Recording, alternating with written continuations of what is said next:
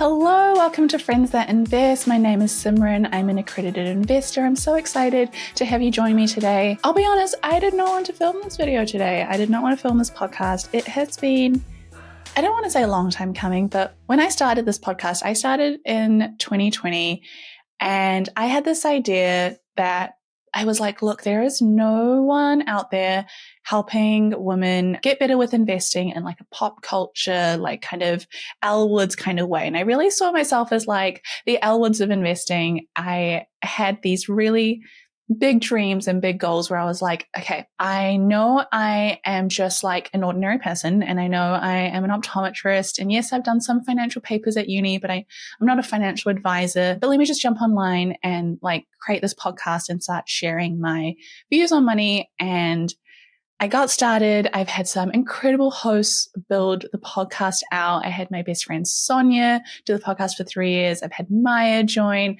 I've interviewed some like really bloody amazing guests, people that I looked up to and watched on TV and saw in the news. And it's just been such a really fun journey. And I think along the way, I started to lose focus about what the podcast was made for. It really began as like a 101 on breaking down investing concepts. And to be honest, there's no way to put it. There's really not that many things after you do 5 years of weekly episodes. You kind of feel like you've covered everything, from angel investing to venture investing to private equity to, explaining what cryptocurrency is and NFTs to basic investing 101, advanced investing foundations. And I think I started to, you might have noticed yourself, and I've seen a few really, really sweet comments where people are like, oh my God, I'm still finding this really helpful, Sim, like, thank you. And then I've seen a few comments where people are like, I love the podcast, but I feel like you've kind of lost your way a little bit. And I'll be honest, I agree. I completely agree. I feel like with Friends That Invest, the podcast started off as this really just fun and exciting thing. I would look so forward to doing it. And at one point, I don't know how I had the capacity, but I was doing 3 weekly podcast episodes. I was doing a money confessions, help column advice thing. I was doing a deep dive. I was doing I think we were doing a Girls at Startup series. It was crazy. And I guess life kind of hits you in different ways. You go along the way. We had to change our name. I had to change the name of the book, the podcast, the socials, the whole business. And it was obviously very bittersweet. It was exciting in one way because I was like, yay, a chance to have a new name, a chance to rebrand ourselves and a chance to be more inclusive. Not every person that listens to our podcast identifies as being a girl. Some of our listeners are more mature women. Some are women, but just don't want to be called a girl. And I think it almost led to this end of the girl boss era. It's kind of end of the Girls That Invest era where I don't really feel like it represents what our brand stands for anymore. But at the same time, it's also really sad to let go of a name like that because, it really meant so much to me. And I was all about being girly and being pink and fun and the Kardashians and Love Island and relating that to the share market. It was, just the most incredible experience. And meeting the Investy Besties has been a huge highlight of mine. And I feel like to explain the Friends That Invest ecosystem, it's helpful to understand how it kind of works in my mind, where we have our short form content like Instagram, and then that has our long form content that leads to long form podcasts and our newsletter. And our Instagram is doing really, really well. I'm so happy with it. It had some bumps, but what doesn't? The newsletter is growing. We've had over 100,000 women join the newsletter. And that all kind of leads to our investing masterclass and now our Friends Invest Pro Substack membership, more advanced articles. And those are all kind of working well in tandem with each other. But the podcast, for some reason, I just don't know where I've gone wrong. I think when I started, it was just everything was so new and fun. And so as I would learn, I would get really excited and be like, guys, and I figured out this and I figured out that, and let me share it with you. And then as people would be like, hey, Sim, what about like investing for children? I'd be like, oh, I did that episode like 3 years ago. Or, oh, insurance, I did that episode 4 years ago. Like, I don't know how many episodes I have put out, but it's probably close to 1,000 or more than 1,000. And how many times can you like say the same thing over and over again? That was what I was telling myself, like, no one would care. Let me try find new topics. Let me change it up. And I think I just kind of started throwing stuff on the wall, for lack of a better term. And I guess if I reflect on what's worked well, it's when I have a podcast that helps make investing education easy. It lowers the barrier of entry. It is said in a way that is fun and girly. And it was easier, I think, when I was younger and I started it for 2 reasons. One, I didn't have a frontal lobe. And not having a frontal lobe, like, it's so good for you when you start a business, because you're like, I don't care. I'm just a girl and I'm going to make a podcast. Like, I'm not a financial advisor. I'm not an investment banker. Like, I'm not an accountant, but I know how to read investment studies and financial reports because I was an optometrist and I did an honors year. So let me just like share what I'm learning as I'm learning it.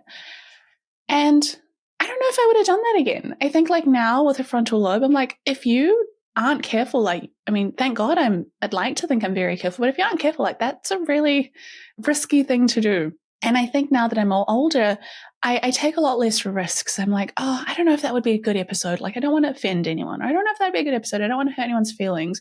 But when I was younger, I've said some outlandish stuff on that podcast. Like, I admitted to some things that I don't know if I would again say. And so there's that kind of like interesting tension that I'm starting to feel in that way. The second thing with starting the podcast versus where it is now is, well, the podcast was so small. We had like no one listened to it for the first year. And then we had like 1 million and then 2 million, now 10 million downloads. And it keeps growing and it's beautiful and exciting and wonderful. But the more people that have found it, I guess you could say I'm suffering from success. I'm kidding. The more people that have found it, the more different types of people I want to try and cater for, like the women that are like, hey, I'm in my 40s and when you talk like to young women, that doesn't really relate to me. Can you please make content that's more applicable to me? And then we'll have some young investy besties that are like, hey, I'm still in like university or college. Like, how should a student invest? How can a student make a little bit of extra money with a side hustle? And then there's, not to complain, like, this is not the community's issue. This is not the community's fault. This is me. Like, I need to be better at deciding what to focus on. I need to understand, like, this is a really good problem to have, to broaden and diverse what the podcast talks about. And I just don't think I've gotten it right yet. And that's really hard to admit. Like, I like to think that I'm doing my best, but I just don't think I have gotten it right. And I kind of feel like I've let the podcast listeners down. And it's like, I know it's not that deep. Like, it is just literally a podcast. Like, it is not the end of the world. I guess what I'm asking is for your grace as I navigate kind of refinding my feet, maybe refinding my spark, refinding my energy.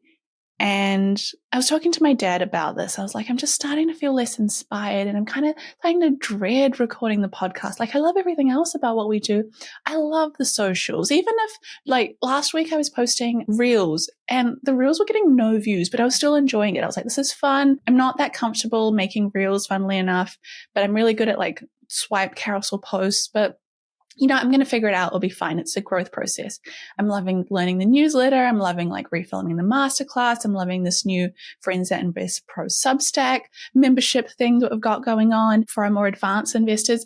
And there's all these exciting things, but I'm just not loving the podcast. And yet the podcast is one of the things that like started or helped grow the brand.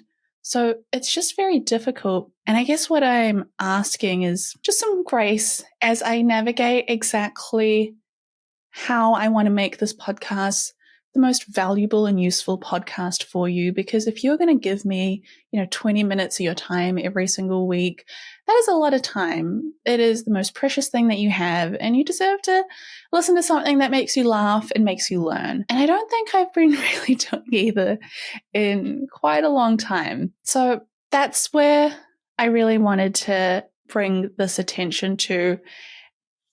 And what you can expect from me kind of going forward and what you'll see next is me trialing out a few different things. I want to do more podcasts where I do deep dives. I want to maybe bring back some back to basic kind of episodes. I want to interview really incredible financial educators and experts. I can't quite decide if I want to keep the podcast set up like, kind of how it is right now, where it's like at home vibes, just you and me having a chat in my little corner of my house, or if we go like full professional and, have it all like Diary of a CEO style. It's like the world is your oyster sometimes. And sometimes that's like too much. And you're like, can I just have the world as like one or two options? Like, it's such a privilege that anyone even listens and anyone even cares and anyone has any trust in me. Like, that is a huge privilege. Sometimes someone will be like, "Oh, Sim, what do you think about this?" And I'm like, "Why are you asking me this?"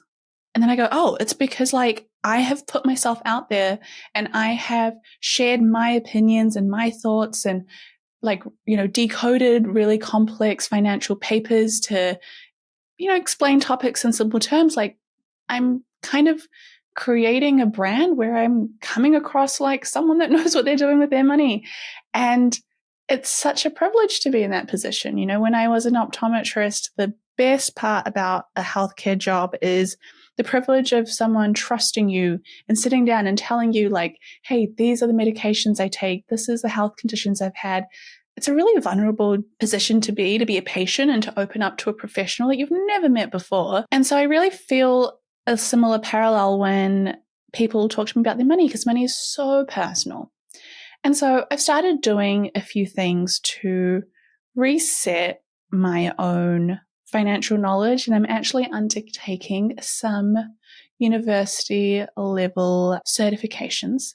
I'll say that. I won't disclose what it is until I'm done, because I'm Indian and we do not talk about our degrees until we graduate. But I'm really excited to kind of not necessarily go back to school. It's not like a full-on master's or a full-on bachelor's, but I'm excited to get my certification. I am excited to be able to say, hey, I have just as much training as a financial advisor, and it's less so to go off and actually give financial advice, but more to say, I feel a lot more comfortable now. The frontal lobe has developed, and I understand the importance of having more secure and more up-to-date ways of learning about money. What I learned about money at university was almost 5 years ago now. And so it doesn't really feel as up-to-date.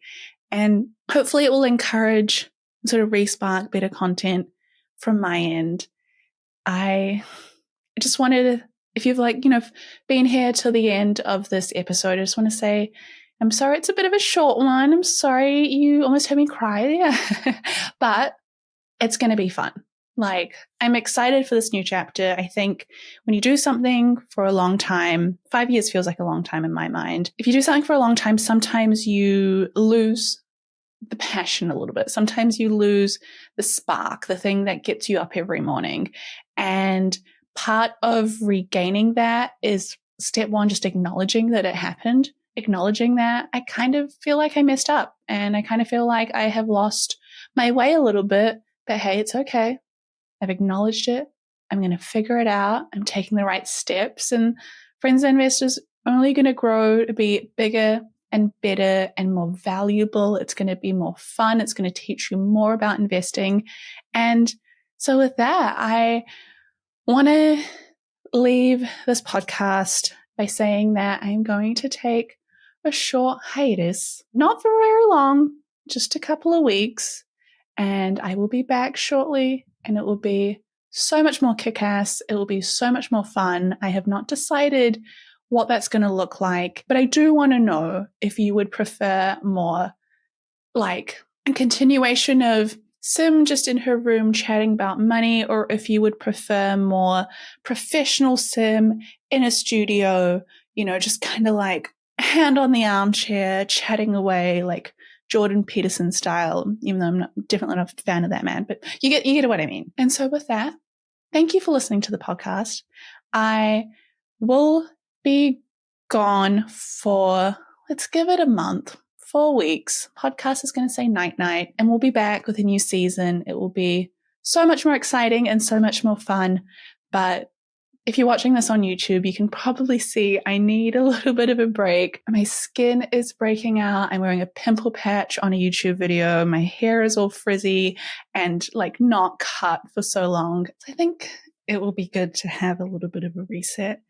And with that, I'll see you next month.